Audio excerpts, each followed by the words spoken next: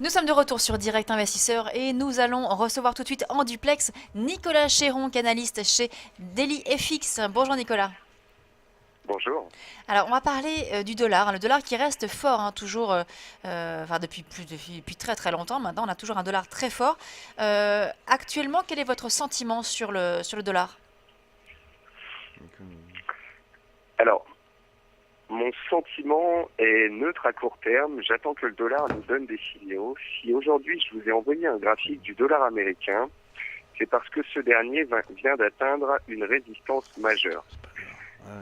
En effet, le dollar américain arrive sur ses plus hauts de mars 2009. Donc en fait, il atteint ses tops d'il y a 5 ou 6 ans sur la crise, quand il y a eu la crise en 2008-2009. Donc, ça fait maintenant 15% que le dollar monte en ligne droite. On a constaté lors des publications américaines que cette hausse du dollar n'avait pas été si profitable que ça aux entreprises américaines. Donc, le dollar américain arrive d'une part sous résistance, d'autre part, sa progression devient dangereuse pour l'économie américaine. On constate que depuis maintenant une semaine, il est dans un range et il n'arrive plus à aller plus haut. Et donc, je voulais vous le montrer parce que vendredi, nous aurons la publication des NFP, les Non-Farm Payroll, le chômage mensuel américain. Et je pense que le signal qui nous sera donné par ce NFP sera d'importance.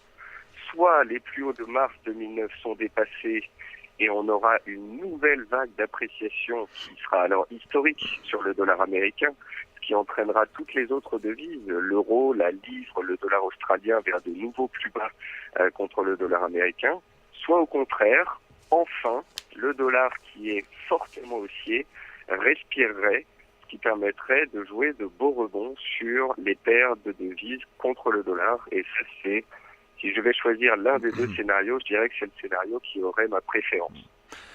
Oui, justement, pour rebondir sur ce que vous dites, on a par exemple un dollar face au yen qui est vraiment dans un range très étroit hein, depuis plusieurs séances et même plusieurs semaines.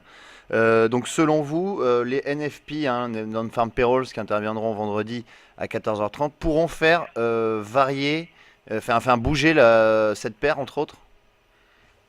Alors j'espère entre autres que l'USD-Yen nous donnera un signal. Si je vous la montre, en fait, c'est pas qu'il faut se presser. Est-ce que le Hmm. NFP va entraîner la cassure de ce triangle? Je ne sais pas. Ouais. Mais à court terme, il est intéressant de constater que cette paire qui était très volatile en 2014 et dans une tendance clairement haussière, eh bien, elle se contracte. Ouais. La volatilité est très faible, ce qui veut dire qu'on devrait avoir un signal puissant et clair. Donc en fait, je ne saurais vous dire si on va casser Hmm. le triangle par le bas, si on va accélérer sous le seuil psychologique des 116, ou bien si on va en sortir par le haut, en cassant la zone des 118,80-119 qui a bloqué ces dernières séances. Mais j'invite les traders à le suivre. À court terme, en plus, on a un range dans un range, c'est-à-dire que depuis le tout début de la semaine, nous sommes coincés Hmm. entre 117 et 118. Donc, je pense qu'il y a vraiment euh, il faut mettre cette paire sous surveillance parce que quand elle va décaler, que ce soit à la hausse ou à la baisse, le mouvement devrait être puissant et intéressant à mettre à profit pour les traders de breakout. Alors il y a d'autres devises également qu'on va regarder, toujours libellées en dollars. C'est le dollar yen. Est-ce que... Oh, ouais. oui? Enfin, on vient d'en parler en Oui, oui, fait. oui, oui. Mais le dollar, le dollar yen, on en vient d'en parler. L'euro-dollar, pardon.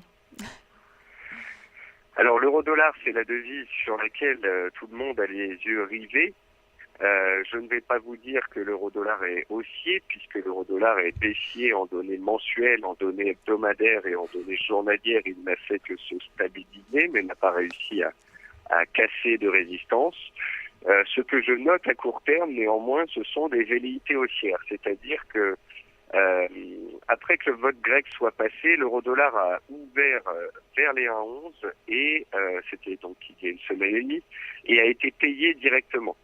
On a réussi à reprendre des niveaux clés comme les 1,1250, puis on a réussi à monter jusque 1,15 hier. Malheureusement, hier soir, la BCE a joué les troubles faits.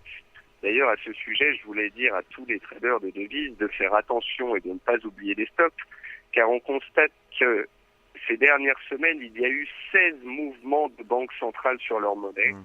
Donc, ça engendre des mouvements erratiques et des décalages. Alors, tout le monde, hier soir, voyait l'euro-dollar baisser de 1,14 à 1,13, puisque la Grèce n'est plus si soutenue par la BCE. Néanmoins, je constate à court terme que la paire est neutre, avec un petit biais haussier. Donc, je vous ai envoyé un graphique 4 heures. Le graphique 4 heures montrait une belle tendance baissière dans un canal, c'est ce qu'on appelle une tendance en ligne. On en est sorti par le bas, avant de la réintégrer, puis d'en sortir par le haut. Donc en fait, je considère qu'il y a eu un point d'arrêt qui a été donné à la baisse, et tant qu'on sera au-dessus de la zone 1,1250, 1,13, voir le rebond de l'euro-dollar perdurer de nouveau vers 1,15, voire 1,1650 en cas de NFP décevant et donc de baisse du dollar, ne m'étonnerait guère. Donc, ce que je voulais dire à vos auditeurs et traders, c'est que jusqu'ici, l'euro a été baissier et facile à vendre, mais il faudra faire attention parce qu'après une chute de 3000 points sur cette paire, un rebond de 5 ou 600 points n'a rien d'illégitime. Oui, oui, oui, en effet, comme on voit sur votre graphique, on a cassé par le bas le canal. Finalement, après le discours de la BCE le 22 janvier, et puis tout de suite après, on a réintégré ce canal pour finalement le dépasser par le haut maintenant. Et effectivement, on a un biais haussier sur cet euro-dollar. Donc, selon vous, à moyen terme, on pourrait aller jusqu'où sur l'euro-dollar? Le rebond pourrait se matérialiser jusqu'à quel niveau? Alors, comme je vous l'ai dit, les banques centrales en ce moment sont très actives et ça peut rapidement changer la donne.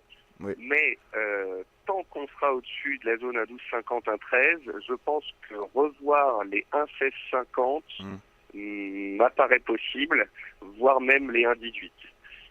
Si je devais vendre de l'euro-dollar dans une optique de moyen terme, j'attendrais l'un de ces deux seuils, donc un fort rebond, avant de me placer à la vente.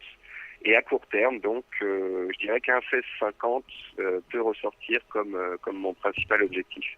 D'accord, donc à court terme, vous visez 1,1650 et pourquoi pas ensuite, voir les 1,18, Voilà, 1,1850. mais ça, on Ça- affinera au fur et à mesure ouais. des mouvements de marché, étant donné que ces derniers sont très erratiques ces dernières séances et semaines. Alors, il y avait plusieurs fois, vous nous aviez dit que vous pensiez qu'on pouvait quand même avoir un euro-dollar arriver peut-être vers la parité totale, hein, vers les 1,05, ce genre de choses, à plus long terme. Est-ce que c'est quelque chose qui peut quand même se matérialiser selon vous? Complètement, Mm. complètement. On est actuellement dans la zone des 1,13.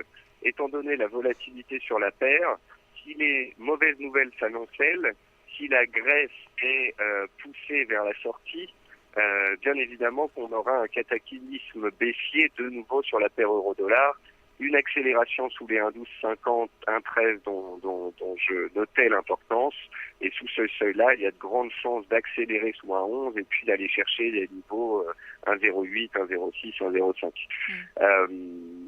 Même si ça ressort comme la stratégie de moyen terme la plus évidente, pour la jouer, je pense qu'il faudrait essayer de vendre le plus haut possible. Et c'est pour ça qu'à court terme, je préfère avoir un biais haussier, laisser la paire respirer et potentiellement rebondir.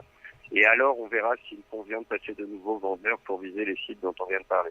Merci beaucoup, Nicolas Chéron, donc analyste chez DailyFX. On marque une pause Merci. et on se retrouve dans quelques instants.